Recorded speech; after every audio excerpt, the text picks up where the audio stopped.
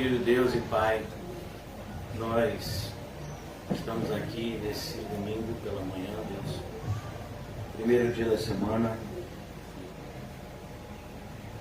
na esperança viva e real de que estamos reunidos em Teu nome para buscarmos a Tua face.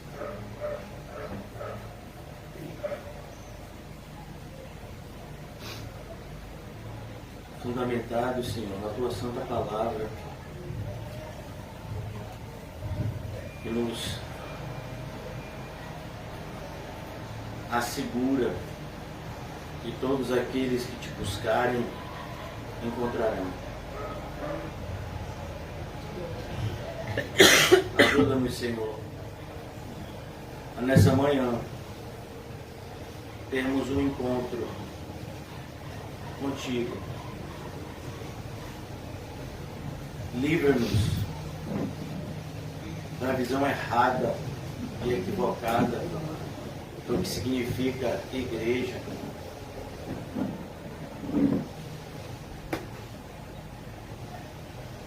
E que seja nos dado de maneira cada vez mais profunda a visão correta do que é fazer parte do Teu corpo.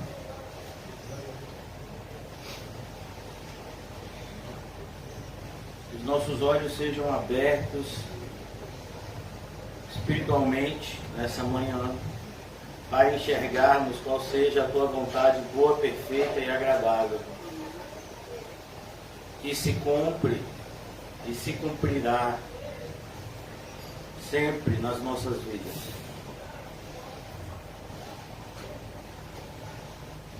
Oramos pelos nossos irmãos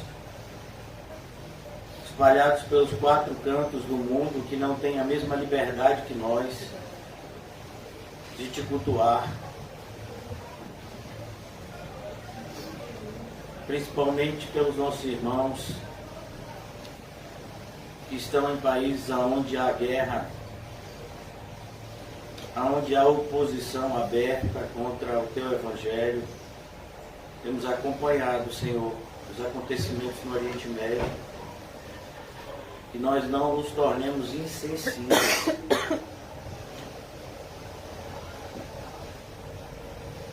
ao que acontece com o Teu povo.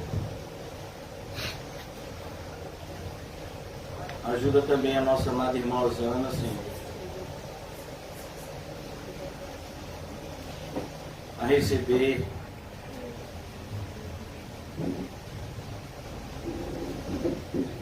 de forma especial o Teu cuidado, Senhor, nessa manhã. Ela que fisicamente não está conosco, mas espiritualmente sempre fez parte dessa congregação que o Senhor plantou.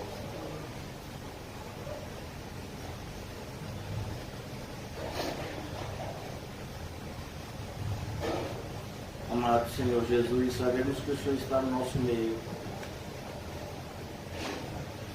E tenhamos um temor reverente. E que a semelhança de tantos outros no passado, que receberam o Teu toque transformador e salvador, também possamos recebê-lo nessa manhã. O Senhor sabe quais são cada uma das nossas necessidades. Como bom pastor que o Senhor é, apacenta-nos, Senhor, para a Tua glória. Em nome de Jesus, amém e graças a Deus. Amém, irmãos? Vamos abrir o Evangelho de Lucas, capítulo 6.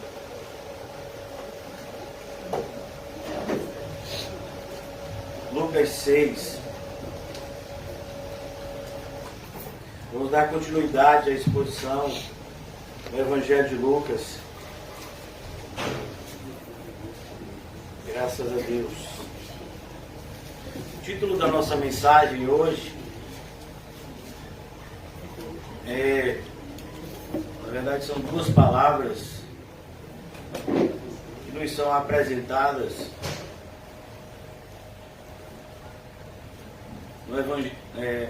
na primeira carta aos Coríntios, mas que devemos aplicar isso na nossa vida, em especial na nossa vida congregacional, aquilo que fazemos como igreja. O título hoje da nossa mensagem é Ordem e Decência. E antes mesmo de mergulharmos no texto de Lucas, eu gostaria de convidar os irmãos a abrirem comigo a passagem onde o Espírito Santo usa o apóstolo Paulo para falar sobre isso. A igreja de Coríntios estava passando por um período muito complicado, onde eles tinham uma visão extremamente errada acerca de si mesmos e acerca da obra do Senhor, como ela deve ser feita. 1 Coríntios, capítulo 14, ao finalzinho desse capítulo, Paulo conclui um pensamento que ele começa a expor no capítulo 12. E aqui agora no capítulo 14 ele conclui esse pensamento dizendo que nós vamos ler aqui 1 Coríntios 14, 39 e 40. Portanto, meus irmãos, daí a palavra portanto, a ideia aqui é uma ideia de conclusão daquilo que havia sido exposto até então. Portanto, meus irmãos, procurai com zelo o dom de profetizar, e não proibais o falar em outras línguas. Tudo, porém, seja feito com decência e ordem. Tudo, porém, seja feito com decência e ordem. A palavra ordem aqui é bastante específica. Essa palavra ordem, ela no original, ela vem de um termo militar. Literalmente é aquilo que se faz, como se age num quartel, num ambiente militar, onde tudo tem seu momento, tudo tem hora, aonde nós vemos as pessoas sendo organizadas hierarquicamente, por meio de patentes, e cada uma dessas patentes atribui a essas pessoas funções específicas, e elas devem ser desempenhadas de maneira correta. Caso contrário, haverá punição severa em relação àqueles que não fizerem aquilo que sabiam que deviam fazer. E é esse o entendimento do apóstolo Paulo. Ele usa aqui nessa conclusão o termo militar. E ele junta esse termo militar a uma palavra que fala conosco acerca da reverência que devemos ter diante do Senhor, que é a palavra decência. Aqui vai muito mais além do significado da moral, né? Que é uma pessoa decente hoje em dia para nós, do ponto de vista social. É aquela pessoa que de repente veste uma roupa mais folgada, é aquela pessoa que de repente é um pouco mais recatada, mas do ponto de vista bíblico, a palavra decência, ela é algo muito mais profundo, significa aquele que se comporta corretamente diante do Senhor. Isso é uma pessoa decente. Vou dar um exemplo agora de pessoas indecentes. Abra comigo, por favor, no livro de 1 Samuel.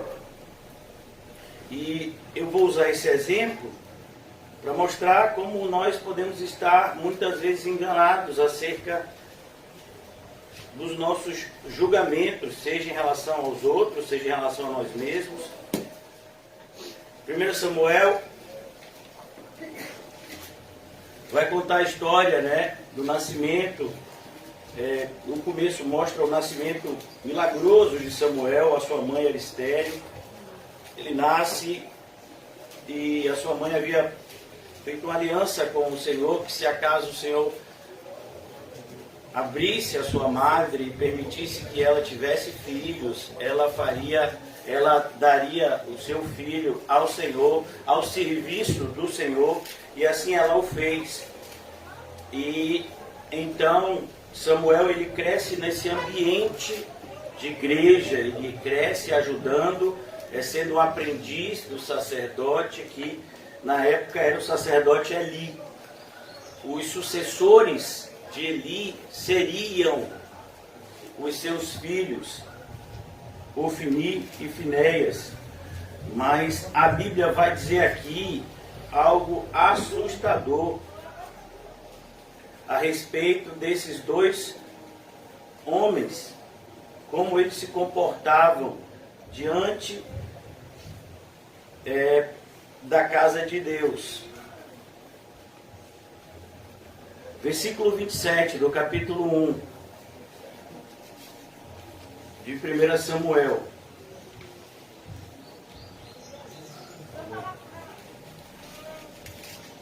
Veio um homem de Deus a Eli e lhe disse: assim diz o Senhor, não me manifestei na verdade à casa de seu pai, estando os israelitas ainda no Egito, na casa de Faraó.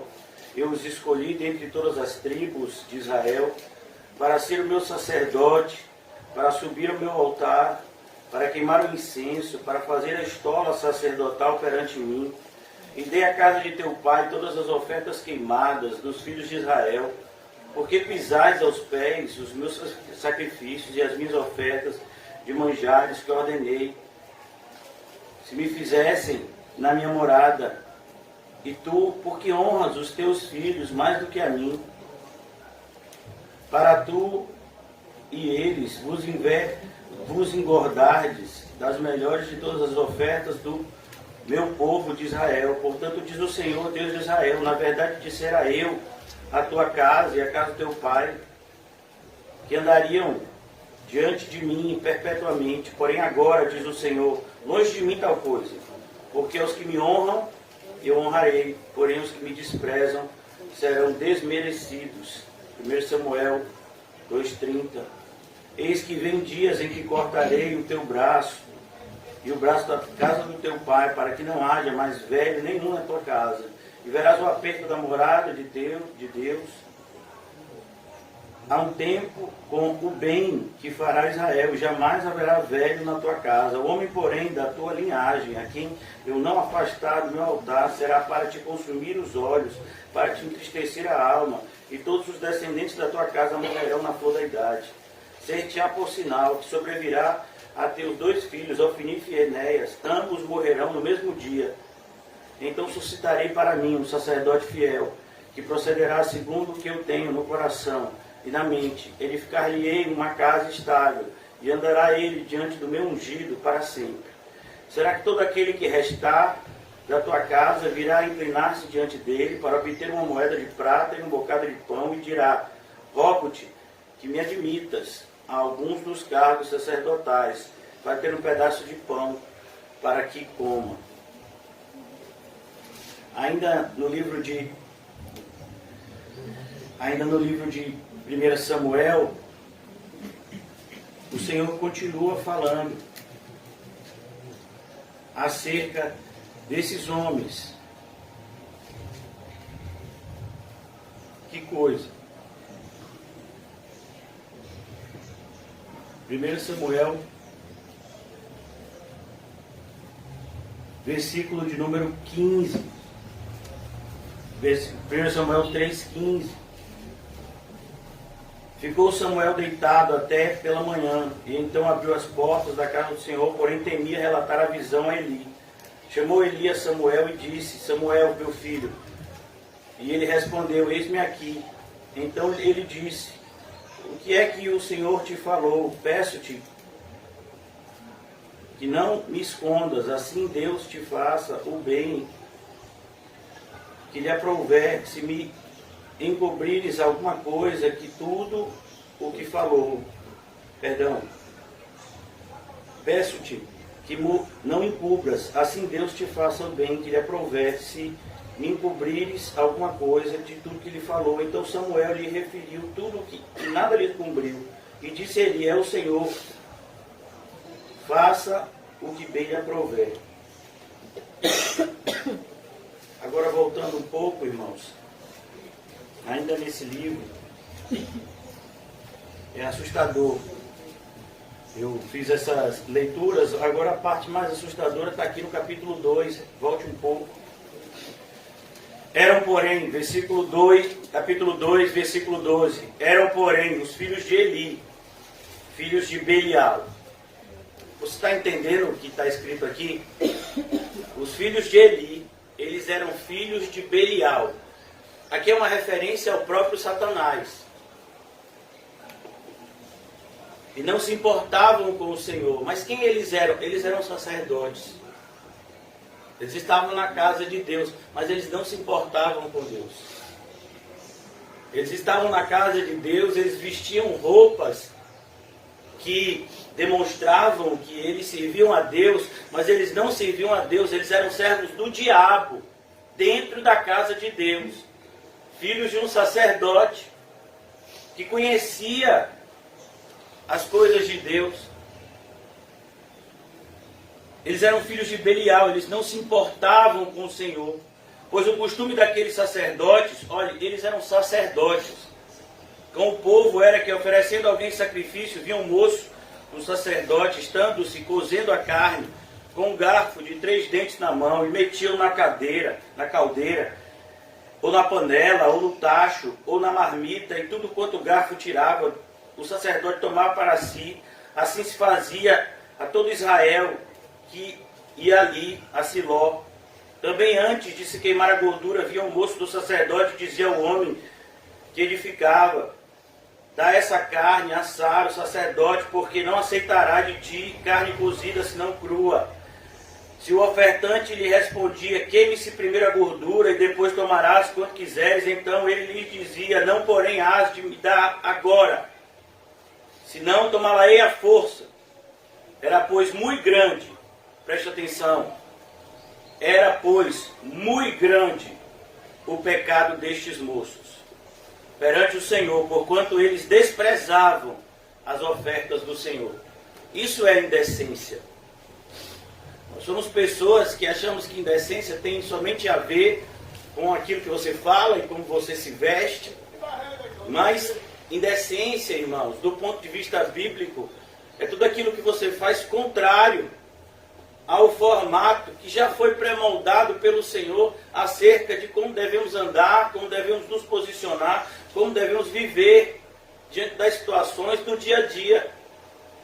Eu quero agora voltar ao nosso texto, no capítulo 6 de Lucas, porque o texto que leremos hoje mostra o Senhor Jesus escolhendo os seus apóstolos, e dentre um desses apóstolos, ele escolhe Judas Iscariotes.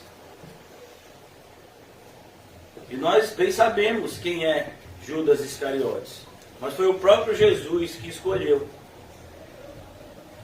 Aqui em Lucas capítulo 6, a partir do versículo 12, nos é mostrado que Jesus tinha muitos discípulos. E ele agora vai escolher esses discípulos e vai dar a eles uma função especial. Perceba, ordem e decência. Eram todos discípulos. Mas a 12 deles o Senhor dá uma função especial. Não significa que eles eram melhores, de forma alguma. Significa sim que a responsabilidade deles era maior. E é triste o momento evangélico que vivemos, onde cada um faz o que acha que deve fazer, sem nenhum tipo de ordem, sem nenhum tipo de decência. Ainda mais no caso de vocês que estão aqui nessa manhã, que aprove ao Senhor que vocês tivessem um pastor jovem. Eu me sinto extremamente velho, mas do ponto de vista daquilo que se espera de um pastor evangélico, eu não preencho os pré-requisitos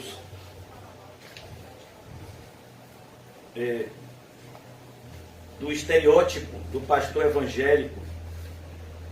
E muitas pessoas, por conta disso, desonram ao Senhor. não seguindo os ritos e aquilo que o Senhor organizou para a sua casa. A gente vai ler aqui Lucas 6, mas eu gostaria de abrir em outra passagem para mostrar o perigo que todos nós corremos aqui. Efésios capítulo 4, a partir do versículo 11. Ele mesmo, e o ele aqui nessa frase é o próprio Jesus. Se você quiser em casa, você pode ler o capítulo 4 todo, vai trazer grande edificação para a sua alma. E ele mesmo concedeu uns para apóstolos. Você percebeu? O apóstolo Paulo está nos mostrando aqui como o Senhor Jesus faz tudo com ordem e decência. Não a ordem e a decência do mundo, que é uma ordem e decência, como vimos sexta-feira, hipócrita e formalista. Mas o Senhor traz a nós uma ordem e decência prática e verdadeira. E Ele mesmo concedeu uns para apóstolos. Ele concedeu a quem? A igreja. Outros para profetas. Outros para evangelistas. E outros para pastores e mestres. A ideia do texto aqui é pastores e mestres como uma coisa só. E você entenderá isso mais facilmente estudando as cartas pastorais, 1 Timóteo, 2 Timóteo, Tito, quando uma das características do pastor é que ele tem que ser apto ao ensino. O pastor ele tem que ser aquele que é responsável pelo ensino correto das Escrituras na congregação local. O Senhor Jesus organizou o seu corpo dessa forma. Com vista, qual o objetivo dessa ordem, dessa decência? O aperfeiçoamento seu e meu. O aperfeiçoamento de todo mundo? Não, dos santos. O aperfeiçoamento dos santos. Tem gente na igreja que não é santo, não foi separado por Deus ainda e nem quer ser santificado, não quer viver uma vida de acordo com as normas divinas. Embora sejamos divinamente instruídos, muitos não querem seguir essas instruções. Com vista ao aperfeiçoamento dos santos, ou seja, eu e você não estamos aqui hoje cumprindo um rito religioso, mas é algo prático que está acontecendo na nossa vida. Nós estamos sendo aperfeiçoados, se efetivamente fomos santificados pelo Senhor. Com vista ao aperfeiçoamento dos santos para o desempenho. Olha a ideia, desempenho. Uma palavra extremamente atual. Desempenho. Você precisa se empenhar em fazer, desenvolver aquilo que Deus colocou em suas mãos. Então o propósito é aperfeiçoar os santos para que eles façam um serviço cada vez mais eficaz, correto, fiel, para a edificação, e aqui um termo da construção civil, a edificação, a construção. O que o texto sagrado quer nos mostrar é que a igreja é como um grande edifício. O fundamento desse edifício é o Senhor Jesus.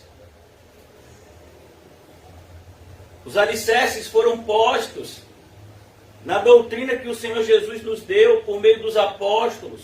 E nós estamos dando continuidade a essa construção. A semelhança do que o próprio apóstolo Pedro vai dizer, nós somos pedras vivas nessa construção. Para a edificação do corpo de Cristo, versículo 13, até que todos, quem são todos? Todos os que estão na igreja? Não, porque nem todos que estão na igreja são igreja, infelizmente. Essa é uma verdade clara nas Escrituras. Para a edificação do corpo de Cristo, até que todos cheguemos à unidade. Olha a ideia, todos, unidade. A unidade de quê? Da fé. É por isso que na igreja só pode ter paz mediante a verdade. Eu não posso, para ficar em paz com o meu semelhante, abrir mão da verdade. Porque senão eu nunca terei paz com Deus e nem com o próximo. Não existe paz se não for precedida pela verdade das Escrituras. Por isso que John Huss, o pastor que foi queimado, martirizado pela fé que professava, ele tem uma frase que dizia: eu prefiro ofendê-los com a verdade que enganá-los com a mentira. Até que todos cheguemos à unidade da fé e do pleno, olhe as palavras, pleno, o pleno conhecimento. Você precisa conhecer mais. Você precisa ter desejo de conhecer mais. Pleno conhecimento do Filho de Deus. Ó, e a ideia de conhecimento aqui é um conhecimento que me faz cada vez mais íntimo de Jesus. Não é um conhecimento religioso ou mesmo teológico, mas é um conhecimento prático que faz com que eu e Jesus nos tornemos cada vez mais próximos um do outro, a ponto de Jesus morar em mim. A perfeita varonilidade, olha que coisa, a perfeita varonilidade, a palavra varonilidade aqui significa maturidade. Irmãos, como é preciso que nós, como cristãos, tenhamos maturidade espiritual. Maturidade espiritual não tem nada a ver com idade ou com o tempo de igreja, mas tem a ver com o fato de você ter uma experiência com Cristo tão sincera, que você agora está apto a passar pelas situações da vida de maneira correta e ensinando aos outros a passarem também de maneira correta. Porque para que alguém que está alguém novo convertido, que entra na igreja, ele precisa de um grupo de pessoas maduras que os ensinem, para que eles também possam amadurecer. A perfeita varonilidade, a medida da estatura da plenitude de Cristo. O que o texto quer nos mostrar existe um referencial. Um cristão maduro não é aquilo que o mundo diz que é maduro ou que é cristão. Não, um cristão maduro é aquele que preenche os pré-requisitos que o próprio Deus, por meio de Cristo, estipulou. Teólogos do passado, teólogos liberais. O que é um teólogo liberal? É alguém que acredita que sabe mais do que Deus. E ele julga a palavra de Deus segundo o entendimento do homem. Um desses teólogos, ele disse certa feita que Jesus Cristo não estava sendo cristão em determinados comportamentos. Você já imaginou? Que coisa, né? Que coisa contraditória. Porque a própria palavra cristão deriva de Cristo. A palavra cristão significa aquele que é parecido com Cristo. Mas para nós essa palavra se tornou algo tão religioso que é possível a gente olhar para Cristo e dizer: ah, ele não está sendo cristão. Bom dia, pequenininho. Como determinado bispo disse, determinado bispo de uma denominação moderna disse: Quando eu me encontrar com Jesus, eu vou repreendê-lo pelo milagre da transformação de água e vinho. Como assim? Como assim você vai repreender Jesus? Tem algum comportamento de Jesus que não é correto? Jesus fez alguma coisa que não foi ordenado e decente? Porque nós temos, mais incrível que pareça, nós temos um conceito pré-moldado de religiosidade que está dentro da gente, e que para a gente ter a verdadeira espiritualidade, na maioria das vezes a gente vai ter que destruir conceitos. Um pastor do passado, ele disse que antes de existir construção espiritual, precisa ter destruição. É como se você fôssemos uma casa em ruínas. E antes que a gente edifique uma nova casa, a gente precisa destruir as ruínas da antiga. Tirar todo o lixo, para que a construção agora sim aconteça da maneira correta. Um dos papéis mais difíceis dos pregadores verdadeiros da atualidade é desconstruir o conceito errado que as pessoas têm acerca do Evangelho.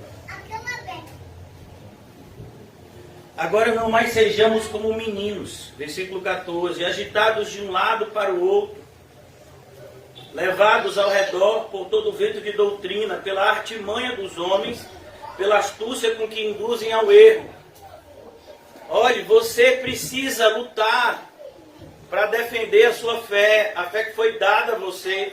Porque existem pessoas que estão querendo te levar para um caminho errado. E essas pessoas, elas são astutas. Elas possuem artimanhas. Olha que palavra, artimanha. A ideia de artimanha aqui é muito parecido com a palavra cilada. Você prepara uma emboscada para que aquela pessoa caia e seja morta. Versículo 15, mas seguindo a verdade em amor, cresçamos em tudo naquele que é o cabeça, Cristo, de quem todo o corpo, bem ajustado e consolidado pelo auxílio de toda junta, segundo a justa cooperação de cada parte. Olhe, a justa cooperação, ordem e decência. Vocês estão percebendo? A palavra ordem, sabe, essa expressão ordem e decência, permeando tudo que está sendo dito aqui, em relação à igreja. De quem todo o corpo, bem ajustado e consolidado pelo auxílio de juntas, de toda junta. Junta é justamente o que conecta as partes do corpo. Por exemplo, o cotovelo, ele conecta essa parte do antebraço, a outra parte do braço, os joelhos, a coluna, o pescoço conecta a cabeça ao tronco. Isso é junta. E ela tem que estar bem ajustada. Segundo a justa cooperação de cada parte, efetua o seu próprio aumento para a edificação de si mesmo em amor. O apóstolo Paulo acabou de dizer aqui para nós como acontece o crescimento espiritual da igreja de uma maneira que agrada a Deus. É assim. E agora voltando ao nosso texto, Lucas 6, versículo 12. Naqueles dias, que dias eram esses? Nós já vimos o que está acontecendo aqui. A oposição, a perseguição contra o Senhor Jesus, ela está aumentando. Então é nesses dias. O Senhor Jesus já havia tido um embate com os fariseus, como nós vamos ver, em relação aos discípulos debulharem no sábado. Depois Jesus curou um homem de mão ressequida no sábado, tudo isso gerando confronto com os fariseus, Jesus já tinha sido rejeitado, Lucas 4, em sua própria cidade, já tinham tentado matá-lo, lançando de cima do monte. Então, à medida que a mensagem de Cristo se espalhava, à medida que o nome de Cristo crescia no território de Israel, crescia também a oposição. É assim que você tem que entender. À medida que a sua espiritualidade crescer, se estiver crescendo da maneira correta, vai crescer também a oposição. À medida que eu e você nos tornemos mais maduros, os problemas se tornarão maiores. A Bíblia nos diz que nós somos provados de acordo com a nossa força. Então, se eu me torno uma pessoa mais madura, consequentemente, o Senhor fará com que eu passe por provações maiores, para que isso sirva de testemunho em relação a Cristo. Naqueles dias, retirou-se para o monte. Jesus se retirou para o monte. Jesus não se retirou para o monte como as pessoas fazem hoje em dia. Jesus foi para o monte porque o monte para Jesus era o quarto em secreto. Jesus não tinha um quarto em secreto. Ele não tinha sequer casa. Quando algumas pessoas disseram que queriam segui-lo, ele disse, olha, pense direito, porque as raposas têm os seus covis, os pássaros têm os seus ninhos, mas eu não tenho aonde reclinar a minha cabeça. Jesus estava dizendo, eu não tenho aqui nesta terra uma morada certa. Por isso ele ia para os montes. Os montes, naquela época, principalmente no contexto aqui que é apresentado, é um lugar isolado, onde você pode estar a sós. Principalmente no caso de Jesus, que o nome dele já se tornava notório, e pessoas de todas as regiões procuravam a ele para receber cura. Então Jesus tinha o seu quarto em secreto no monte, diferente de nós, que muitas vezes podemos entrar em algum cômodo da nossa casa e dobrar os nossos joelhos, ou mesmo sentado, e ficarmos orando horas, se assim desejarmos. Naqueles dias retirou-se para o monte a fim de orar. Olha que coisa linda. Jesus orava. Eu e você oramos para ter comunhão com o Pai. Jesus já tinha comunhão com o Pai, mas ainda assim ele orava. Maravilhoso aprender com o testemunho de Jesus. Jesus é a testemunha fiel. Ele é o verdadeiro referencial. E passou a noite orando a Deus. Ele passou a noite inteira, irmãos. Você imagina isso? Ele não fez como muitos de nós. Não, hoje de noite eu vou orar. Ai, aí olha, 5 minutos, já não tem mais nada do que falar com Deus. Em nome de Jesus, amém. Já apresentei minha lista de compras. Oração para muitas pessoas é uma lista de supermercado. Ó, Pai, eu queria que o Senhor abençoasse a fulano. Tem uns inimigos meus aí, se eu puder matar aí, com o machado da matança aí também serve. E aí a gente termina, né, de maneira quase que mágica, com uma expressão, em nome de Jesus, amém. Oração não é isso não. Oração é falar com Deus. Mas um dos pré-requisitos para a gente falar com Deus é a gente ter vontade de falar com Deus. Você tem? Você tem vontade de falar com Deus? E por que a gente se sente tão desconfortável, né, usar essa palavra, na presença de Deus? Simples. Porque Deus é santo e a gente não é. Aí a gente se sente desconfortável na presença de um Deus santo.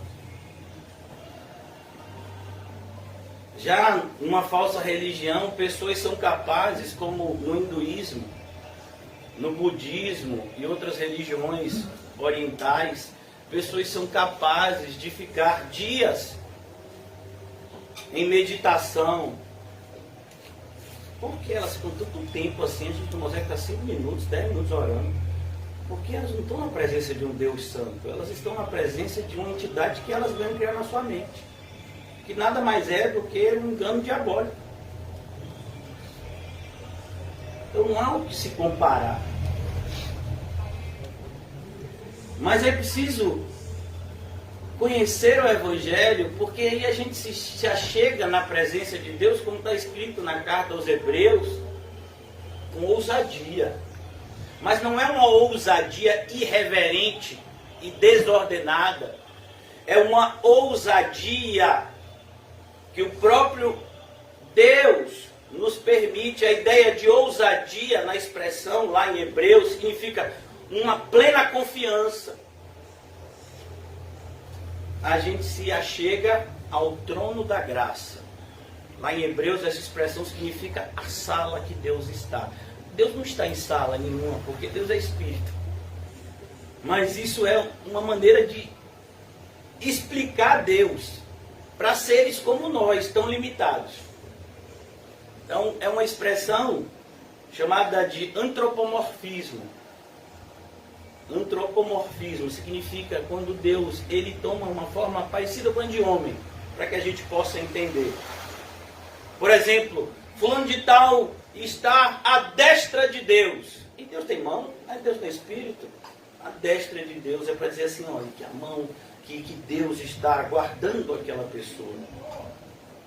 Então, aqui nós vamos ver isso. A necessidade que a gente tem de ter um conhecimento, irmãos, correto acerca de Deus, de nós, para que possamos entrar na presença dEle sem medo. E permanecer nessa presença que só tem a nos abençoar. Jesus, ele se aproximava desse jeito, e ele passou a noite toda orando. Para Jesus esse era o melhor lugar, perto do Pai. E quando amanheceu, olha que coisa, e quando amanheceu, a ideia aqui, irmãos, é os primeiros raios de sol. Eu tenho certeza que muitos de vocês acordaram de madrugada para orar pelo pastor e pelo culto. Sim ou não? Não entendi. Esse silêncio sepulcral. E quando amanheceu,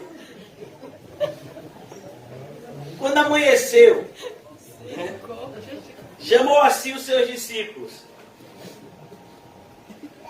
Tinham vários discípulos. Uma passagem de Lucas, por exemplo, mostra Jesus enviando 70 homens. Então tinham muitos discípulos. Em outra passagem no Evangelho de João vai dizer que os seus próprios discípulos abandonaram, ficando só os 12. Ou seja, existia um grupo maior do que 12 que seguiam a Jesus. Na própria instituição, lá no início de Atos, quando vai se escolher um substituto para Judas, era necessário que esse substituto estivesse desde o princípio com os discípulos. Então, aqui no versículo 13 diz, e quando amanheceu, chamou a si os seus discípulos. Eu não sei se você entendeu, mas é o que está acontecendo aqui hoje. O Senhor está nos chamando para perto dele. Ele chamou a si os seus discípulos e escolheu 12 dentre eles.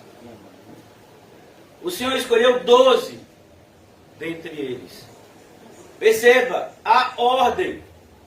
Muitas pessoas que vêm de outras igrejas, elas têm uma dificuldade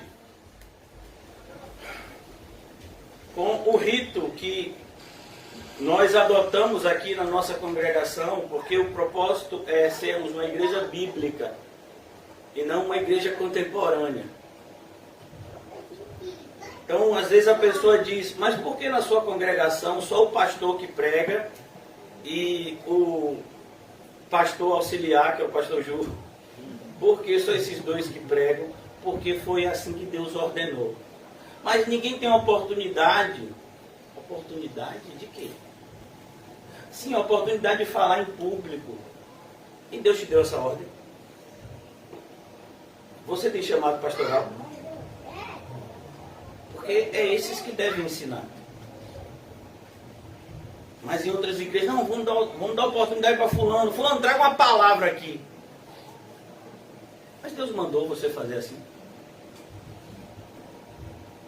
Perceba, tudo isso é para agradar pessoas. E a igreja não tem que ser um lugar onde as pessoas se sentem afagadas no erro, mas aonde as pessoas se sentem corrigidas pela verdade. Então o Senhor Jesus, ele disse, esses daqui vão ser apóstolos. É assim. Ah, Jesus, e por que não me escolheu? Eu sou melhor do que fulano. Ô irmão, você acha que o apóstolo Pedro pregou aquele sermão em Pentecostes, lá no capítulo 2 de Atos? Você acha que porque ele era mais qualificado? Olha, do ponto de vista da erudição, Mateus era muito mais qualificado, porque Mateus teve escolaridade. Mateus era publicano. Para você ser publicano, você tem que ter um grau de escolaridade, né, mínimo. Tem que saber escrever, fazer as contas. Pedro era o quê? Um pescador grosseiro. Mas é esse que Deus quis usar. Olha como Deus coloca as pessoas no lugar que Ele quer. Nós, muitas vezes, não aceitamos isso. Por quê? Porque tudo aquilo que Deus faz, normalmente, é contrário àquilo que nós queríamos. Quero mostrar isso na Bíblia para vocês. Abram em 1 Coríntios. Olha como é perigoso. Nós temos uma relação com Deus visual e não espiritual. Os meus olhos e os seus olhos podem nos enganar. Deus e a sua palavra jamais farão isso. 1 Coríntios, capítulo 2. Olha que coisa.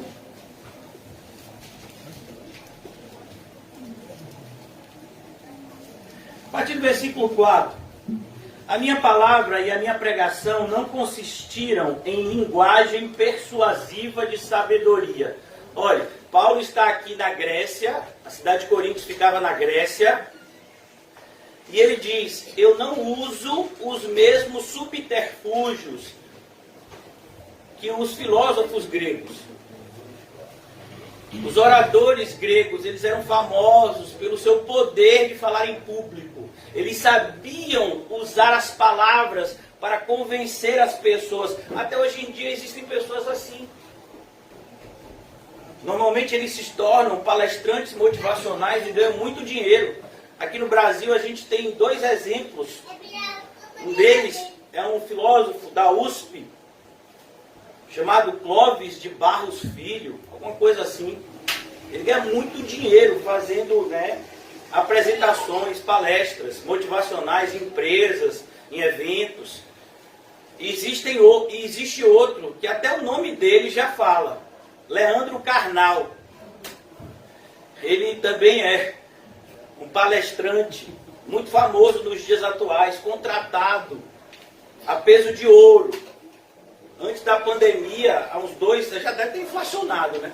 Mas uma palestra desse homem chegava a custar de 50 mil para cima, para ele falar 1 hora em um evento. Por quê? Porque eles têm palavras persuasivas. Ele fala, ele sabe jogar com as palavras, ele sabe fazer as pessoas chorarem, ele sabe fazer as pessoas rirem. Ele sabe motivar os funcionários de uma empresa a prestarem um trabalho melhor. Nós temos as mesmas coisas que o apóstolo Paulo. Só que a gente conhece tão pouco a Bíblia que a gente acha que não, a Bíblia aquelas coisas aconteciam naquele tempo. Hoje em dia não acontece não. Acontece igual. E aí Paulo diz, eu não sou igual a esses filósofos que vocês estão acostumados aí não. Agora você sabia que a maioria dos pastores tem como referencial esses homens? Olha que loucura. Muitos pastores, eles querem aprender a falar em público. Tem pastores que chegam a fazer curso de teatro, curso de oratória, para aprender a falar em público. Paulo disse, eu nunca fiz isso não. E nem é correto. A minha palavra não consistiram... A minha palavra e a minha pregação não consistiram em linguagem persuasiva de sabedoria, mas em demonstração do Espírito de poder. Isso é que... Qual é a demonstração do Espírito de poder? É fazer cair fogo do céu aqui? Não. É pregar a verdade de tal maneira que você saiba que aquele homem que está falando na frente, ele não fala de si mesmo. Ele fala da parte de Deus. Dá um exemplo. Quando Pedro faz a sua defesa diante do Sinédrio, eles ficam assustados. Ele diz, rapaz, de fato, esses homens aí, eles andaram com Jesus. Foi porque Pedro falava palavras bonitas, persuasivas, não. Era pelo Espírito. As palavras que saíam da boca de Pedro vinham do Espírito. Essas palavras vinham do alto, elas não vinham daqui de baixo. Isso é poder.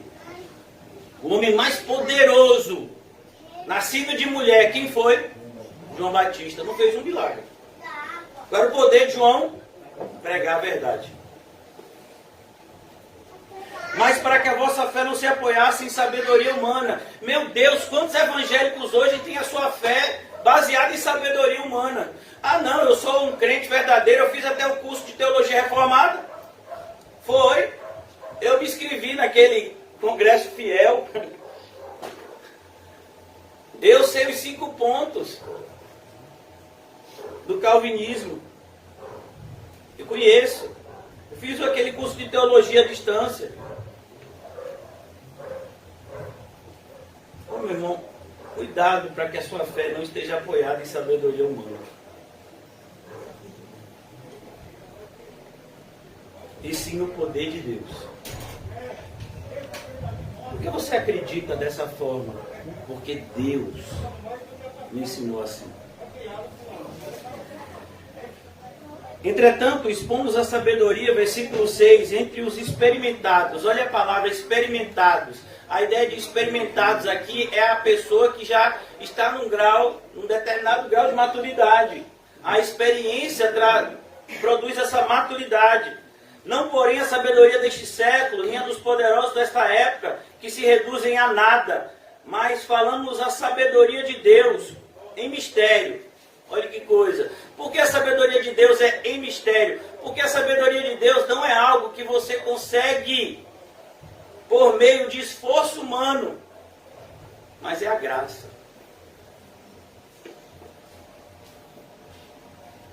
Mas falamos a sabedoria de Deus em mistério, outrora oculta, percebeu?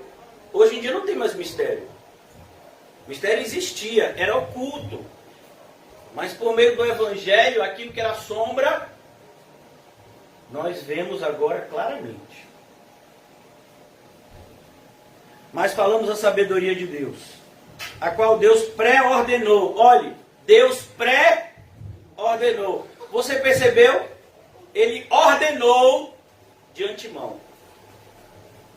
E aí vem você e quer fazer da igreja a casa da mãe Joana.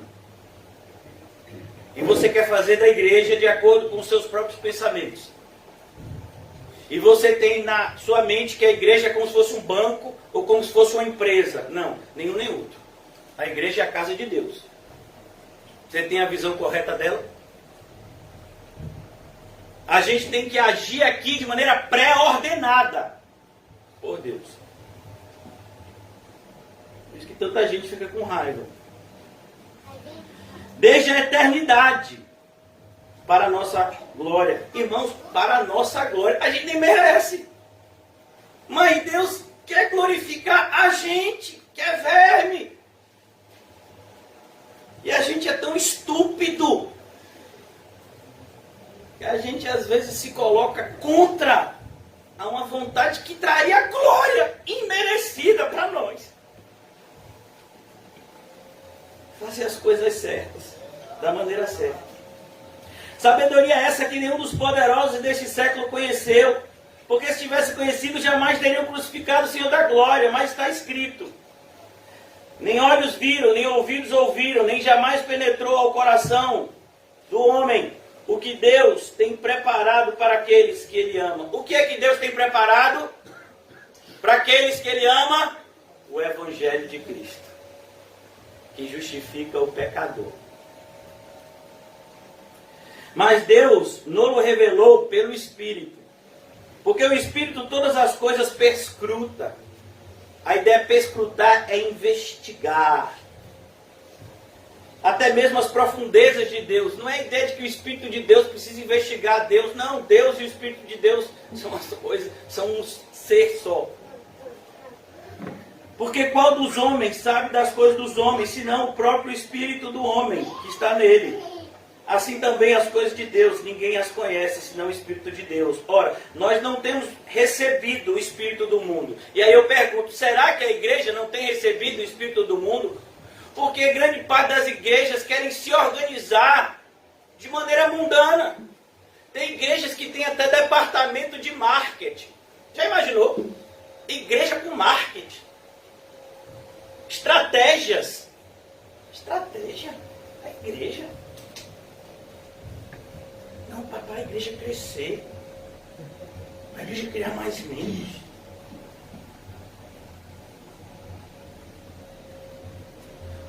Ora, nós não temos recebido o Espírito do mundo, e sim o Espírito que vem de Deus, para que o conheçamos, e que por Deus nos foi dado gratuitamente. Hoje em dia, se você quiser um conhecimento teológico, você vai ter que pagar, e pagar caro. O que você tem aprendido aqui na nossa congregação, dia a dia, e você muitas vezes não valoriza, por quê? Porque não é cobrado. Se fosse cobrado, você valorizava. Um pastor de São Paulo, que nem tinha essa fama toda na época, veio para Salvador. Eu não vou dizer que é o pastor Paulo Júnior. Ele veio para Salvador e ele foi pregar em uma igreja perto da nossa, lá na Boca do Rio. Da nossa antiga congregação, lá na Boca do Rio. E para custear as despesas, se cobrou, quanto foi? R$10 por pessoa, para assistir um culto. Você já pensou isso? Que absurdo. Mas ninguém falou nada, não teve nada. Normal, isso mesmo. A pessoa está vindo de lá, tem que pagar os custos, não tem nada demais. Como assim? Eu vou dizer uma coisa para você. Eu preferia muito mais assistir a pregação de Pedro em Pentecostes, e foi de graça. Assisti a pregação de Paulo no Areópago, e foi de graça. Aí vem umas pessoas dessas que não têm nenhuma intimidade com Cristo, porque se tivesse não faziam o que fazem.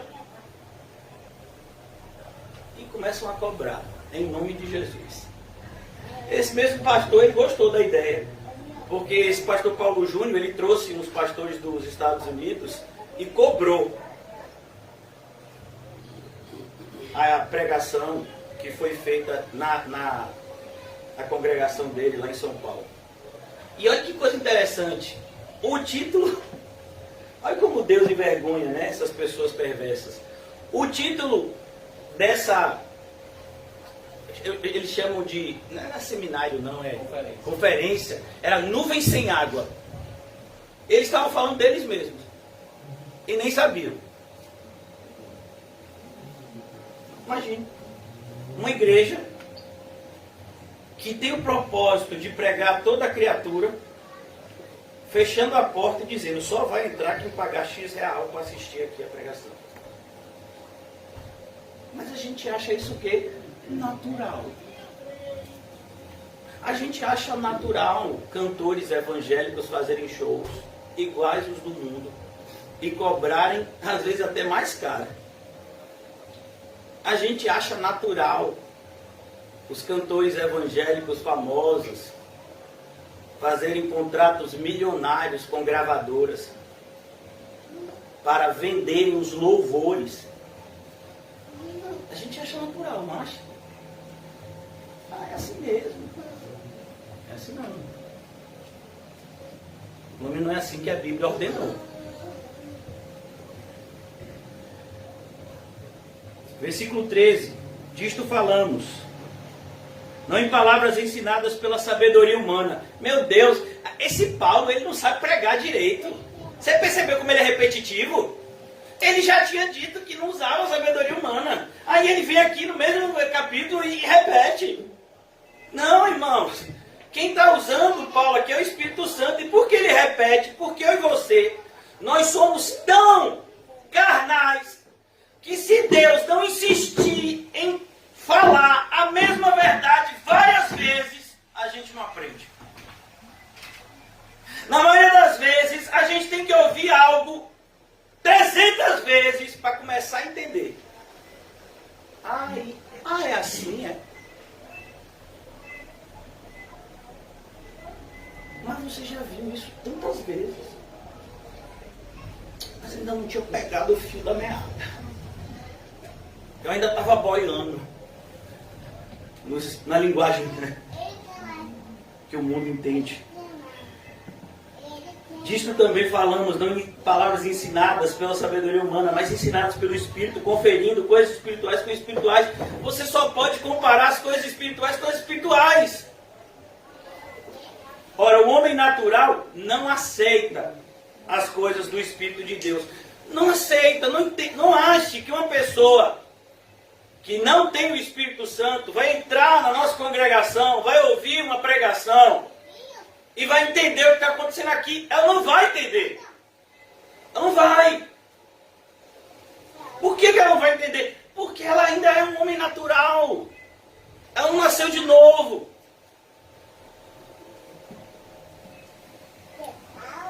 Mas eu acho tão natural, pastoras. A gente está no século XXI, homens e mulheres têm direitos iguais. A Bíblia diz isso.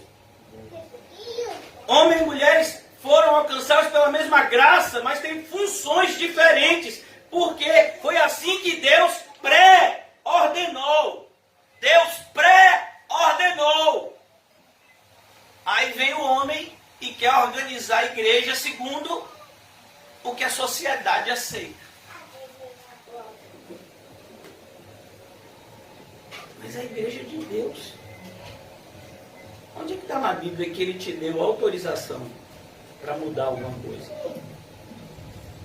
Muito pelo contrário, no capítulo 22 de Apocalipse diz, aquele que acrescentar e tirar, receberá as maldições desse livro. Ora, o homem natural não aceita as coisas do Espírito de Deus porque eles são loucura. E não pode entendê-las.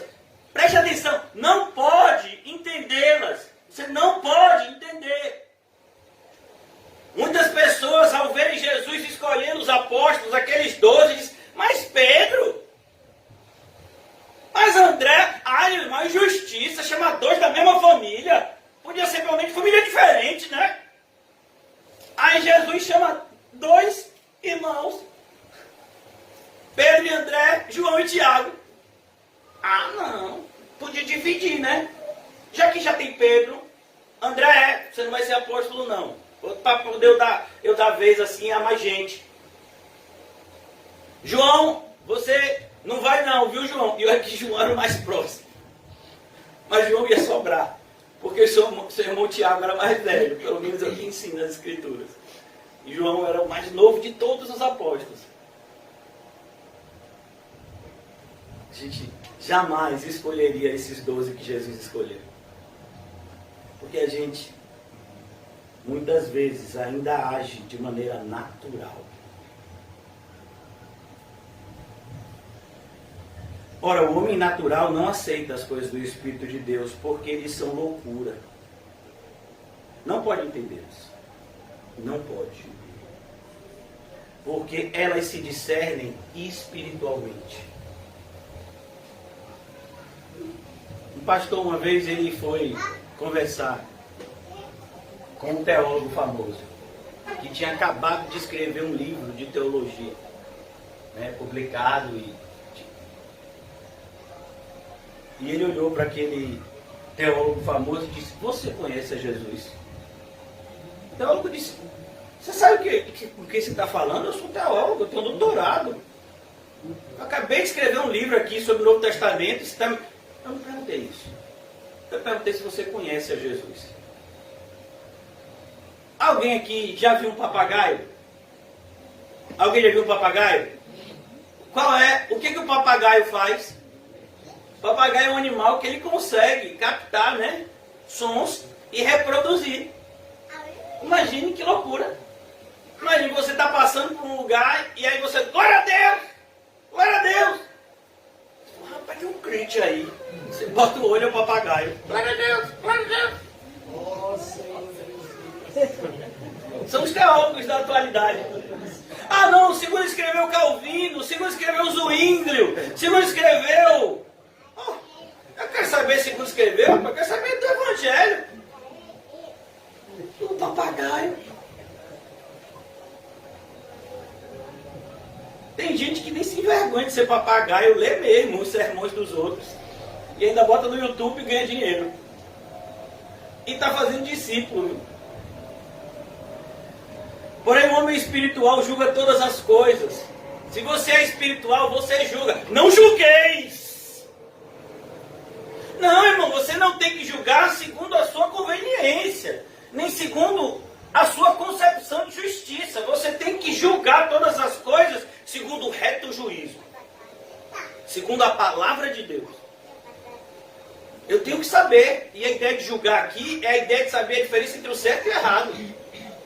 Se eu não souber a diferença entre o certo e o errado, como é que eu vou poder fazer o que é certo e me afastar do que é errado? Não julgueis. Como assim não julgueis? Tem que julgar sim. Não, fulano ali é falso mestre. Não, fulano ali não está andando certo não. Não, fulano ali não está sendo crente não. Porém, o homem espiritual julga todas as coisas, mas ele mesmo não é julgado por ninguém. Ó. Paulo, por que você está fazendo isso, Paulo? Quem me justifica é Cristo. A ideia daqui não é que esse homem espiritual está no patamar superior. Não, a ideia do homem espiritual é que o homem espiritual é justificado. Esse texto aqui está intimamente ligado com Romanos capítulo 8. Quem intentará acusação contra os eleitos de Deus? É Deus que justifica. É isso, esse é o homem espiritual. Ele é justificado por Deus em suas ações. Ele age segundo a vontade de Deus. Pois quem conheceu a mente do Senhor para que possa instruir? Nós, porém, temos a mente... Será que temos? Porque é por isso que a gente não vai entender a escolha de Judas. Porque a gente, na maioria das vezes, não tem a mente de Cristo. E se a gente tivesse lá, a gente não tem acesso, quem eram os demais? A gente sabe pelo menos que tinham 2 que estavam aqui, provavelmente nesse grupo. Quem são esses 2? Para eu não errar o nome deles, eu vou aqui na Bíblia. Onde que está? Em Atos, meu filho. Atos capítulo 1, na escolha de Matias. Diz aqui, ó, naqueles dias, Atos 1,15. Eu vou passar um pouquinho mais. Versículo 21, Atos 1,15 e 21. É necessário, pois, que dos homens que nos acompanharam todo o tempo que o Senhor Jesus andou entre nós, ó, estava já nessa época. Começando do batismo de João até o dia que dentre nós foi levado às alturas, um destes se torna testemunha conosco da sua ressurreição. Então propuseram 2 nomes, José chamado Barsabás cognominado Justo e Matias. É aqui, esses dois estavam lá na galera. Estava no grupo. José, chamado de Barsabás, Justo e Matias estavam lá. Ô Jesus, por que o senhor não escolheu logo Matias? E esses cariotes que não prestam para nada, não sei para atrair o senhor? Não é assim que a gente pensa? Esses dois estavam aqui, nesse grupo. Mas talvez você nem soubesse disso se eu tivesse lhe dito hoje. Mas Jesus vai lá escolher. Você sabia que o apóstolo Paulo, na segunda viagem missionária, ele não quis levar Marcos. Mas, durante algum tempo, o apóstolo Paulo teve como companheiro de jornada um homem chamado Demas, que não era crente. E Paulo chegou a escrever, dizendo que Demas era cooperador. Demas não era só crente, Demas estava no mesmo patamar que Lucas. E aparece assim, Lucas e Demas, meus cooperadores. Aí depois o próprio Paulo tem que se retratar e dizer, olha, Demas não é crente não, ele ama o mundo. Pastor, mas Paulo não disse que Demas não era crente. Disse sim, você que não prestou atenção. Em 1 João diz, aquele que ama o mundo, o amor do Pai não está nele. Se não está, é porque nunca esteve. Porque se o amor do Pai estivesse, permaneceria estando. Ô irmãos, como nós precisamos ler mais a Bíblia. Essa semana está só começando. E a gente vai ter que tomar tantas decisões. E o mundo chama essas decisões de ordinárias. Para muitas pessoas essas decisões são coisas simples. Mas são nessas coisas simples que o diabo entra e destrói a vida de uma pessoa. Pequenas decisões tomadas sem o direcionamento de Deus causam grandes destruições. E a gente não se apercebe disso.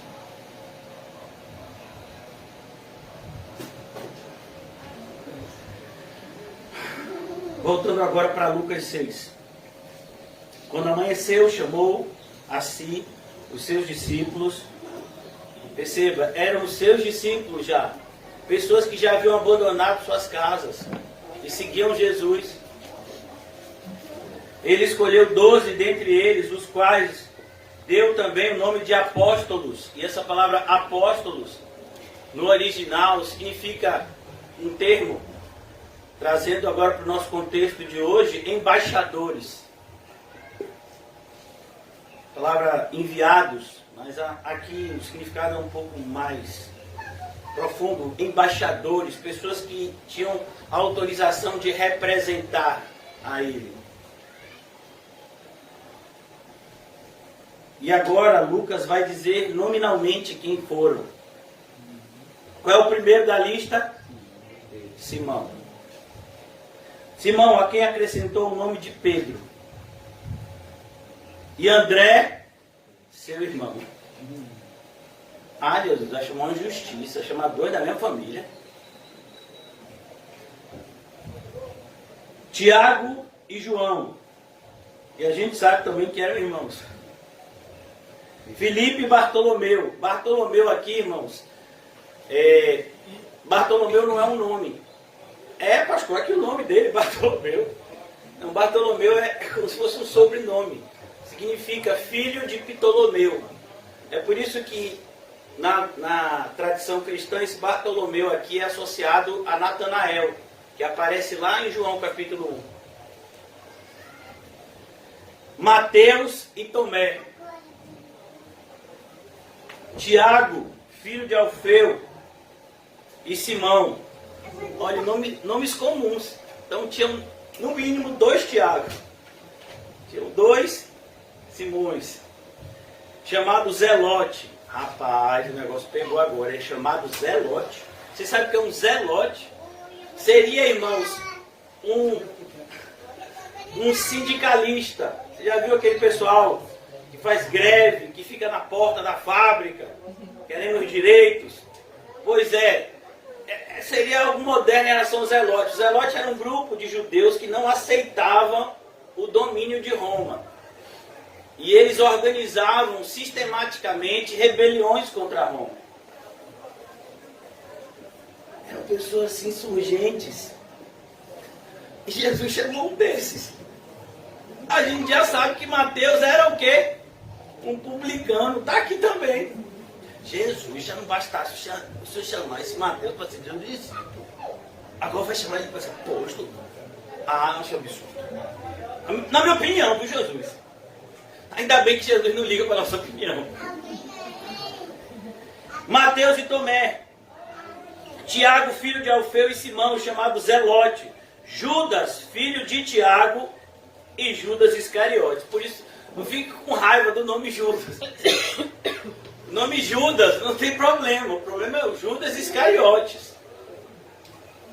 Conta-se que certa feita, um pastor disse: e aí, minha irmã, uma senhora da igreja, já de determinada idade, e aí, minha irmã, tem lido a Bíblia? E ela disse: tenho, pastor, eu leio sempre a Bíblia, só tem um livro da Bíblia que eu não leio. Qual, minha irmã? O de Judas, que eu não vou dar ousadia a esse sem vergonha que inventou Jesus. Aí o pastor disse: ó, minha irmã, esse Judas que escreveu a Bíblia não é o Iscariotes, não. Esse Judas é irmão de Jesus. O nome Judas era um nome extremamente comum na época. Aí, você tem certeza, pastor?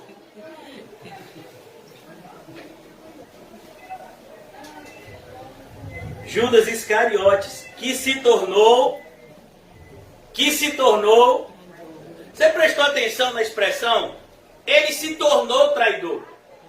A ideia aqui é que, em algum momento, Judas até teve uma sinceridade. Ele até disse: não, rapaz, esse Jesus, ele é o que ele está dizendo aí, eu vou seguir ele. Mas ele se perdeu no caminho. Você sabia que você pode se tornar um traidor? Que eu posso. O apóstolo Paulo sabia tanto dessa verdade que ele escreveu pelo Espírito: aquele que cuida, aquele que pensa estar em pé, tome mais cuidado ainda para não cair. Quando ele escreveu aos Gálatas uma carta extremamente dura, ele disse: ainda que eu mesmo, um dos apóstolos, traga um outro evangelho, além do que foi pregado, que seja nada. Paulo estava dizendo: eu posso cair. Eu esmurro o meu próprio corpo, para que naquilo que eu pregue, eu não seja achado em falta. Eu e você podemos nos tornar traidor de Cristo essa semana. Talvez alguns que estão aqui se tornaram traidores de Cristo durante essa semana que passou. E hoje é a sua oportunidade de se arrepender, como Pedro se arrependeu. Não se esqueçam, na noite em que Jesus foi traído, como está em 1 Coríntios 11, falando a respeito da ceia, não foi só Judas que traiu Jesus, Pedro também. Não é por acaso, o primeiro e o último nome da lista, os dois traíram Jesus, mas um se arrependeu, o outro não. Jesus te chamou, irmão, irmã, cuidado para você não se tornar um traidor. Jesus sabe o que faz. A pergunta é: será que nós sabemos o que estamos fazendo das nossas vidas?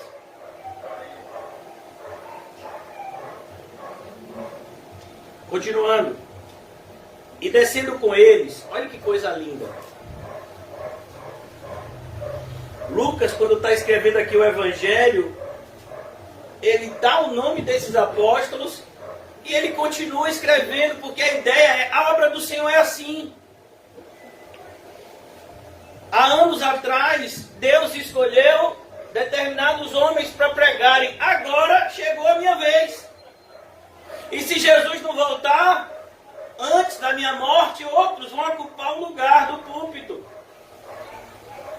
Não no púlpito associado somente à nossa congregação local, mas o púlpito associado à igreja de Cristo. O Senhor sempre teve os seus servos e sempre os terá. A ceifa é grande, os ceifeiros são poucos, mas o dono da seara sempre envia ceifeiros.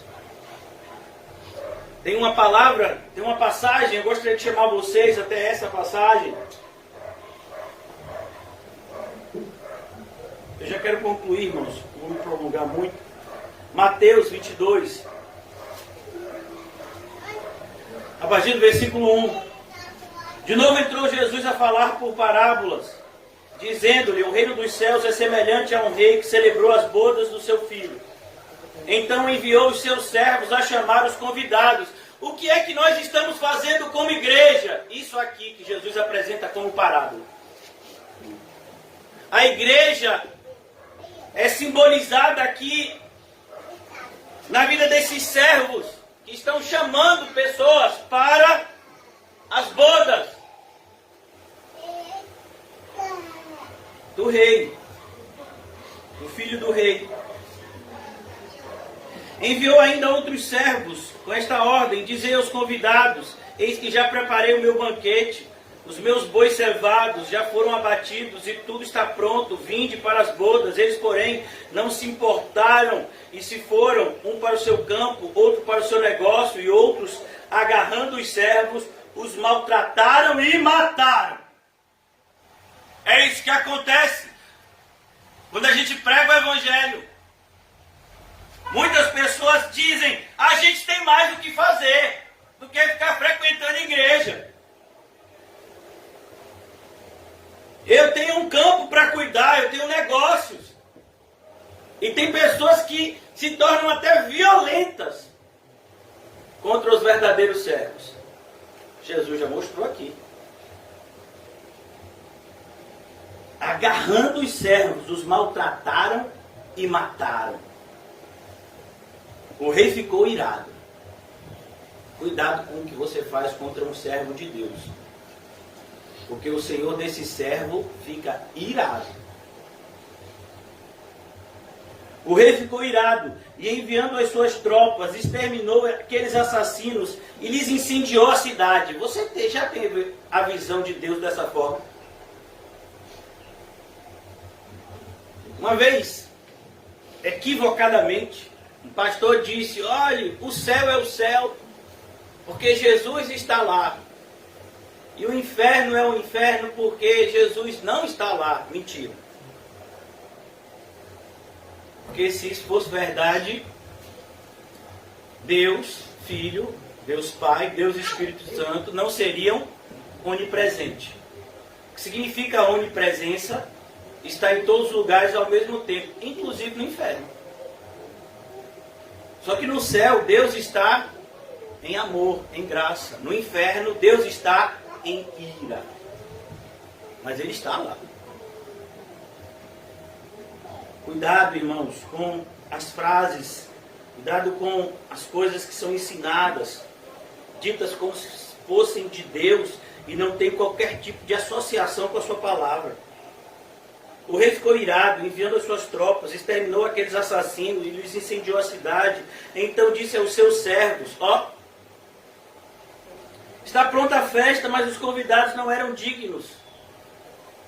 E depois, para as encruzilhadas dos caminhos, e convidai para as bodas o quanto encontrardes.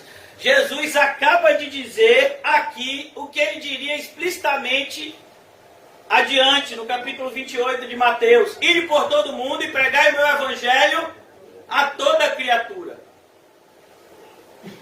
Quem é que ficava nas encruzilhadas? Ô irmãos, vocês já pararam uma sinaleira? Quem é que fica nas sinaleiras? Pessoas pedindo dinheiro, não é assim? É a mesma referência aqui. Saindo aqueles servos pelas estradas, reuniram todos os que se encontraram, maus e bons. Ó, a igreja é assim. A gente vai pregando o evangelho e tem gente que vem. Tem gente que vem porque quer Cristo e tem gente que vem porque quer outras coisas. Mas vem.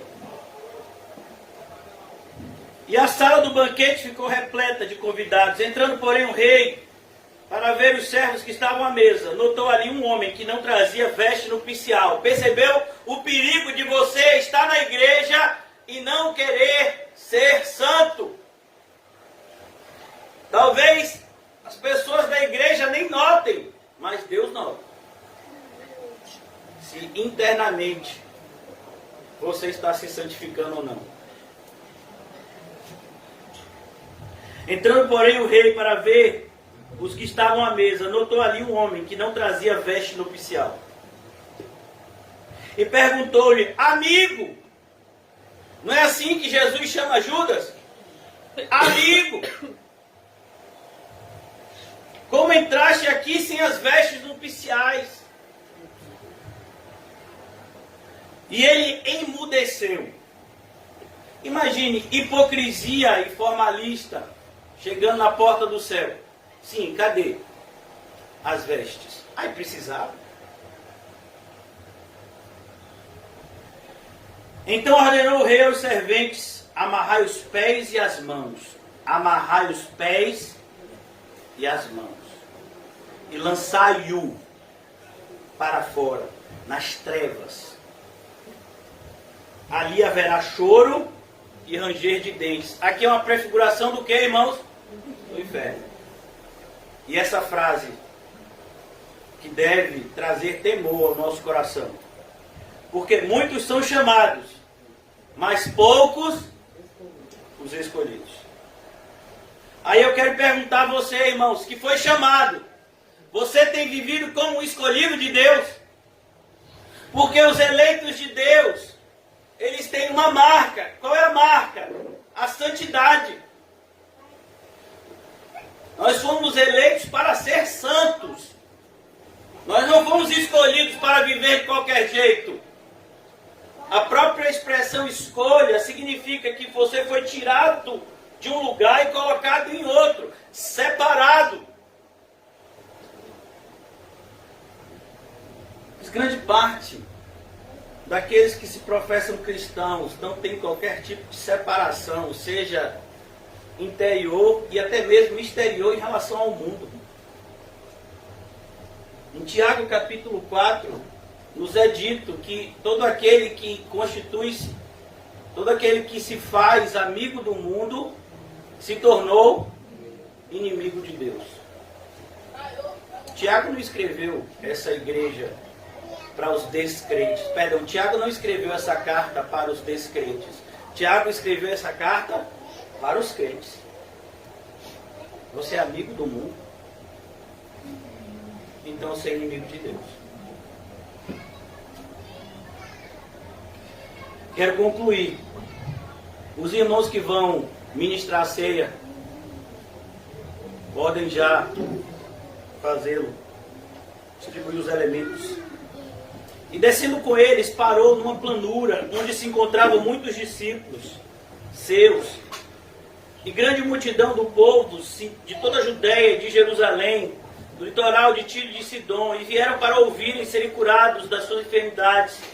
Também os atormentados por espíritos imundos eram curados, e todos da multidão procuravam tocá-lo, porque dele saía poder, e curava todos.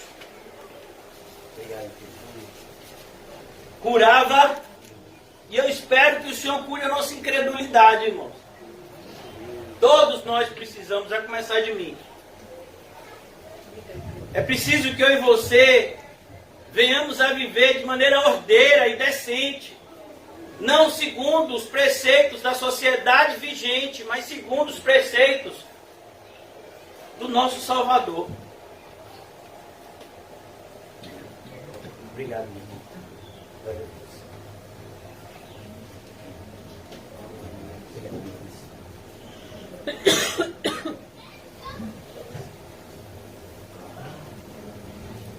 Amém? E eu gostaria de mostrar para vocês aqui qual é a marca daqueles que estão vivendo de maneira ordeira e decente. Antes da gente ceiar e na preparação da ceia, eu vou abrir em Mateus 11. Os irmãos podem ouvir, aqueles que quiserem abrir também podem. Mateus 11, a partir do versículo 25. Por aquele tempo exclamou Jesus: graças te dou, ó Pai, Senhor do céu e da terra, porque ocultastes estas coisas, isso que foi ensinado. Se você teve algum tipo de ensino espiritual na sua vida, nessa manhã, foi um milagre. Graças te dou, Pai, porque o Senhor ocultou essas coisas dos sábios e instruídos. Não é por a sabedoria que você obtém numa biblioteca. E revelastes aos teus pequeninos, sim, ó Pai, porque assim foi do teu agrado. Tudo me foi entregue por meu Pai. Ninguém conhece o Filho senão o Pai. Ninguém conhece o Pai senão o Filho, e a quem o Filho quiser revelar. Vinde a mim, todos os que estáis cansados e sobrecarregados. É assim que a gente deve estar na presença do Senhor.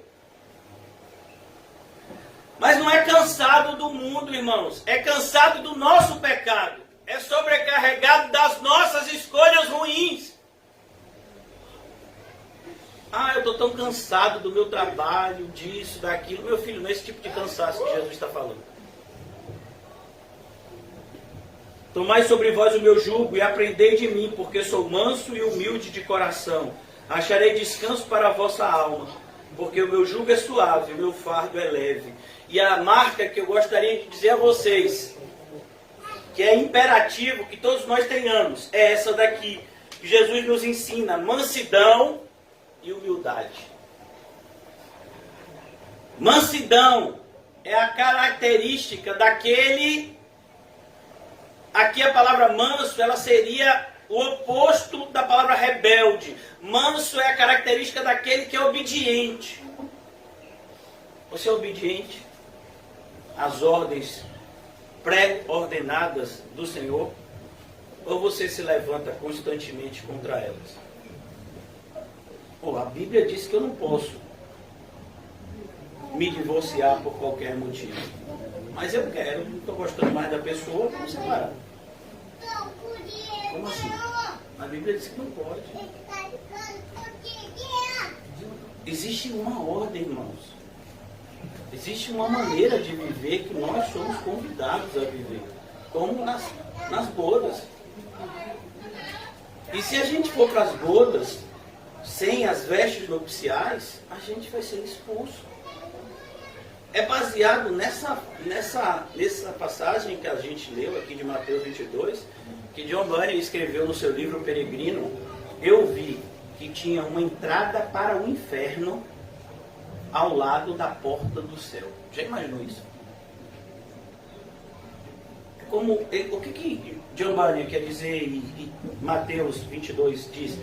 Pessoas podem andar aqui na terra a vida inteira, juntos numa igreja. E uma chega lá e entrar no céu e a outra ser lançada no inferno. Mas eles estavam juntos nas bodas. Jesus, só para que ficasse bem compreendido, ele ainda pega o mesmo princípio e apresenta em outra parábola, que é a parábola das 10 virgens. Estavam juntas. E o propósito das 10 virgens era o mesmo: participar da festa, do casamento.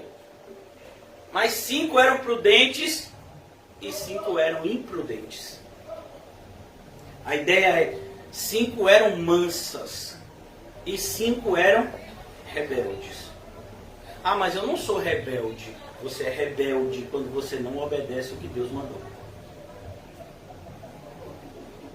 Os fariseus eram rebeldes, mas muitas pessoas não achavam isso, porque o estereotipo deles era um estereotipo de piedade. E ele diz: você tem que ser manso, mas você só vai ser obediente se você tiver a característica subsequente, que é a humildade. Sabe por que muitas vezes a gente não obedece os princípios que são ensinados na igreja? Porque a gente acha que sabe mais. O Senhor Jesus, ele disse isso: Mas ele disse isso naquela época, agora a minha época é diferente. O apóstolo Paulo até falou, as más companhias corrompem os bons costumes, mas eu sei muito bem me virar.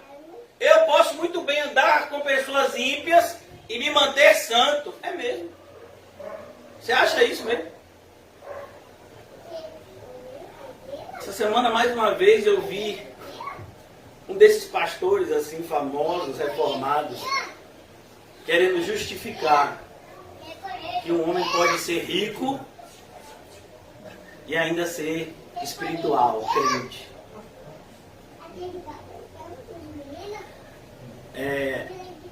Esse pastor famoso, né? O nome dele é Hernandes Dias Lopes. Ele tem um programa de perguntas e respostas. E a pergunta que foi feita, que ele respondeu, foi: pastor, uma pessoa pode desejar ser rica e ainda ser crente? Aí ele disse que pode. E justificou lá. Não, o problema, ele é muito persuasivo, viu? Cuidado. O problema não é você ter dinheiro. O problema é o dinheiro ter você.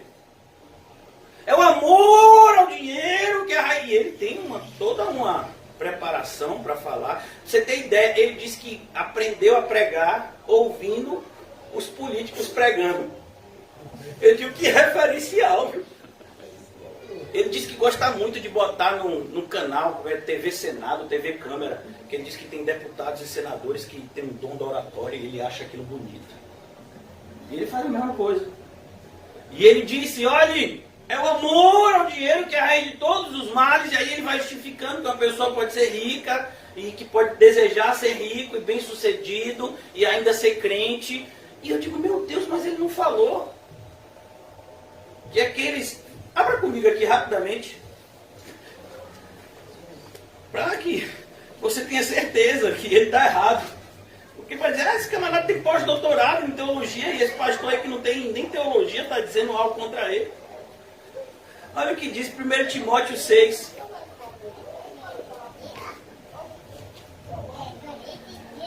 Ele leu o 10. Porque o amor ao dinheiro é a raiz de todos os males. Amém? Está escrito isso, não está? Mas ele esqueceu de ler o 9. Os que querem ficar ricos caem em tentação. Então, baseado nesse versículo bíblico, se alguém quer ficar rico, essa pessoa está fazendo algo certo? Não! É errado! Mas ele não pode dizer isso porque muitas pessoas que frequentam a igreja dele são ricos e querem ficar mais ricos ainda. A maioria das pessoas que dá suporte econômico para que ele viva uma vida, sabe, de regalias, é rica e quer ficar mais rico ainda. E ele quer mesmo que fique rico porque aí vai aumentar as doações. Mas aqui está claro, os que querem ficar ricos já caiu em tentação, já caiu. Eu não sou rico, eu não tenho amor pelo dinheiro, mas eu quero ficar rico, pastor. Pecado. Só o desejo de ficar rico já é pecado. Porque o desejo de ficar rico, irmãos, é falta de confiança em Deus. Por que que eu quero ter a minha despensa cheia?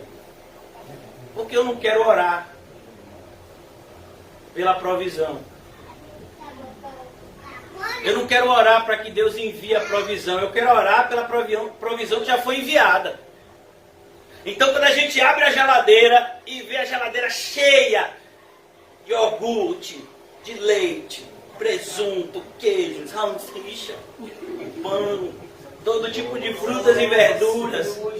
Quando a gente abre o armáriozinho que tem do lado da geladeira e vê lá 5 kg de feijão, 5 kg de arroz, 5 kg de farinha, a gente vê, rapaz, tranquilo.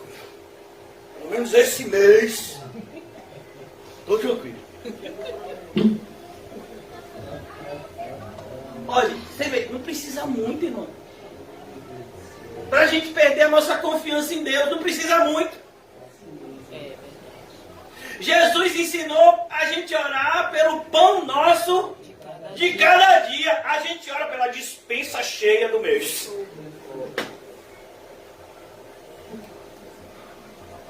Então, irmãos, aí a gente não quer, por isso que seja o manso e humilde. A gente não quer ser humilde. E aí, meu irmão, o que você vai comer amanhã? Não sei. Eu ainda estou em oração pelo alimento de hoje. A gente vai cear, irmãos. E esse sim é o alimento que a gente precisa. Mas a questão é, será que a gente é manso e humilde para cear? Será que de fato a gente entende que as nossas necessidades espirituais, elas são mais importantes do que as nossas necessidades materiais? É muito mais importante para nós termos a nossa vida espiritual fortalecida do que termos a nossa vida física fortalecida por meio do alimento. Será que de fato, irmãos, nós estamos nos tornando, à medida que ouvimos o Evangelho, mais humildes ou mais orgulhosos? Mais mansos ou mais rebeldes? Não, eu li a Bíblia, não concordo com nada daquilo que ele ensinou. Como assim? O que está escrito? Então a gente tem que tomar cuidado, irmãos. É preciso ter ordem e decência na sua vida, mas principalmente na casa de Deus. Você precisa valorizar esse lugar, você precisa amar esse lugar. Você precisa cuidar desse lugar. Deus vai cobrar isso de você.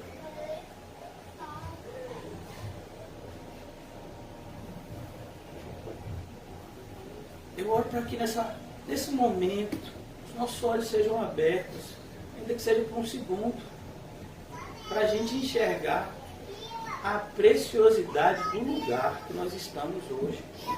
E não é esse salão humilde, nesse bairro humilde, mas é a presença do Deus Santo, a igreja dos santos remidos.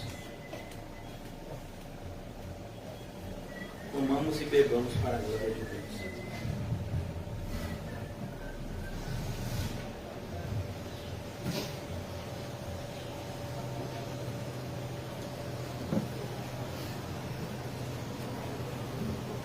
Ó Senhor Jesus, o Senhor sabe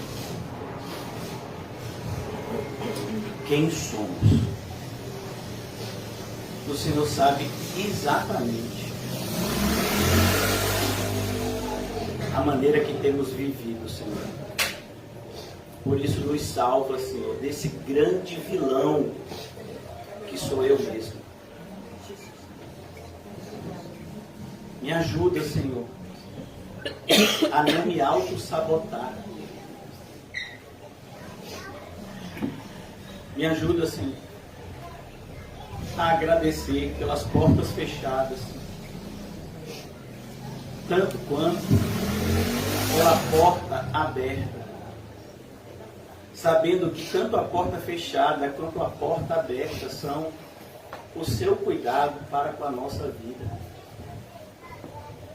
Ó Senhor Jesus, que possamos ter em nós do mesmo Espírito para responder aos ataques do diabo, como o Senhor, que disse: não só de pão viverá o homem, mas vive o homem de toda a palavra que procede da boca de Deus.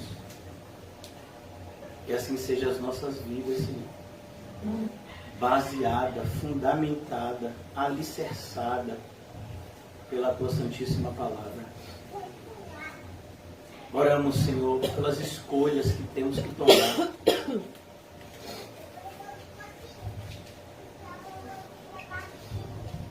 Que a Tua graça nos faça cada vez mais humildes. E que antes de toda e qualquer escolha, venhamos a nos prostrar diante do Teu trono, buscando sabedoria, para que façamos as escolhas que Te agradam e não aquela que nos agrada. Ó Deus, ajuda a nossa congregação a cumprir cabalmente o nosso ministério. Eu oro pelos meus irmãos que já estão servindo ao Senhor. Eu oro por aqueles que irão ser despertados no serviço cristão. Que tudo seja feito para a tua glória e da maneira como o Senhor pré-ordenou. Livra-nos, Senhor, de todo espírito maligno que tenta nos afastar das tuas benditas e preciosas verdades.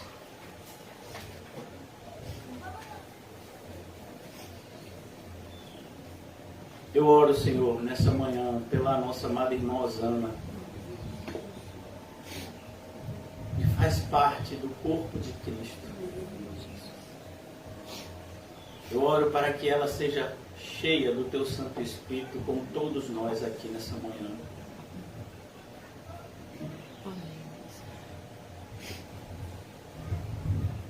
Que o Senhor nos use para a Tua glória, Senhor. Pois qual utilidade teria a nossa vida se ela não fosse vivida para o Senhor? Dá-nos sabedoria para valorizar o tesouro precioso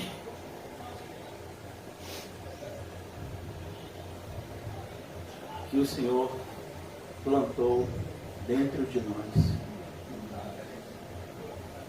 Dai-nos sabedoria, Senhor, para valorizar o que temos aqui.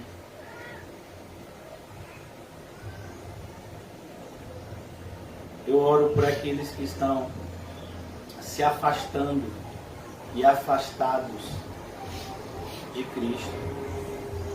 Que a semelhança do filho pródigo, eles possam enxergar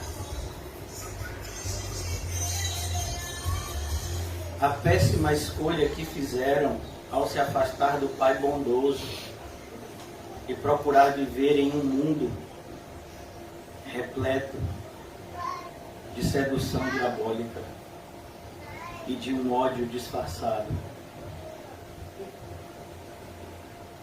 Ajuda-nos, Senhor, na nossa congregação a agirmos com ordem e decência.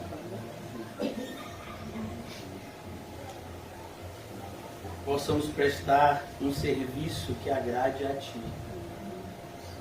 Ajuda-me, Senhor, no desempenho do evangelismo, a evangelizarmos para a Tua glória. Dai-nos um coração que ame verdadeiramente a todos, inclusive aqueles que nos desejam mal, pois do contrário não conseguiremos evangelizar como devemos. Ajuda-nos, Senhor, em relação às nossas necessidades materiais. O Senhor sabe quais são. Por isso que o Senhor envia o suprimento a cada irmão aqui. Nessa manhã. E que ao nos despedirmos, no término desse culto, cresça em nós a certeza de que o culto não acabou, de que o culto não se iniciou hoje pela manhã, mas no momento da nossa conversão. E esse culto durará para sempre. Pois nós que cultuamos ao Senhor em espírito aqui na terra, cultuaremos o Senhor em espírito no céu. Amém, Jesus. Ajuda-nos a fazer parte desse grupo de adoradores que adoram ao Pai em espírito e em verdade. Que seja assim com cada um de nós, Senhor. Eu oro por esse bairro do Alto das Pombas, por essa comunidade local, Senhor. Muitos irmãos que congregam aqui conosco, moram aqui e veem com seus próprios olhos o crescimento da maldade. Que isso não esfrie os corações. mas que pelo contrário, sejamos cada vez mais estimulados ao amor e às boas obras, fazendo de tudo para com todos, para, se possível, salvar alguns. Senhor Jesus, toca em cada um de nós nessa manhã, para que saiamos curados de toda a mornidão espiritual que nos leva a um estado de letargia e hipocrisia. E reacende, Senhor, a chama que estava se apagando em nós, para que venhamos a demonstrar a nossa fé por meio do zelo que temos com o nosso Deus, com a sua palavra, com a sua igreja. Em nome de Jesus, amém e graças a Deus. Graças a Deus. Amém, irmãos? Saúdem-se mutuamente. Mas antes eu gostaria de dar um pequeno aviso. Eu, em oração, eu vou marcar as terças-feiras. As terças-feiras, a partir das 6h30, vai ser o dia do aconselhamento pastoral. Eu entendo que muitos, às vezes, precisam de uma conversa um pouco mais pessoal com o pastor. E nós, como cristãos, não precisamos, muitas vezes, de ajuda de conselho de ímpios. Temos que ter conselho de crentes. Então, eu já preparei um panfleto e eu vou colar aqui. O aconselhamento pastoral vai ser às terças-feiras, a partir das 6h30. Em especial, nessa terça-feira ainda não vai ter, porque eu estou machucado, eu estou aqui pregando com muita dor. Eu tive uma lesão ontem, fui hospitalizado e estou tomando um medicamento, não posso me locomover muito. Mas a partir da próxima terça, o aconselhamento pastoral vai ser assim, porque eu percebi, e também em oração, lógico, muitas vezes no final do culto, alguns irmãos querem um aconselhamento e o inimigo usa esses momentos para poder a gente não aconselhar como deveria. E na igreja tudo que fazemos, como foi ensinado hoje, tem que ser feito com ordem e decência. Então, ao término do culto, nós temos o nosso momento de comunhão, onde nos confraternizamos. E é claro que você não está impedida, ou impedido de conversar com o pastor. O pastor, antes de mais nada, é um irmão como todos vocês. Mas o aconselhamento pastoral é algo muito sério, para a gente tratar com a trivialidade de uma conversa pós-culto. Então, aqueles que se enxergarem, né, como necessitados de um aconselhamento pastoral, vocês têm o meu número, a gente marca pelo WhatsApp, pelo telefone, e terça-feira o culto é só às 7h30, eu vou estar aqui às 6h30, e se for preciso até antes disso eu estarei aqui, e a gente vai estar desempenhando, né, essa função que também faz parte do ofício pastoral para a edificação dos santos. Amém? Amém. Que o amor de Deus, o Pai, Assim e as doces consolações do Espírito Santo, Assim e a graça maravilhosa do nosso Senhor e Salvador Jesus Cristo, seja sempre conosco. Nós dizemos Amém. Salve de palmas ao Senhor. E diga a si mesmo: tome cuidado com as suas escolhas, pois elas produzirão consequências.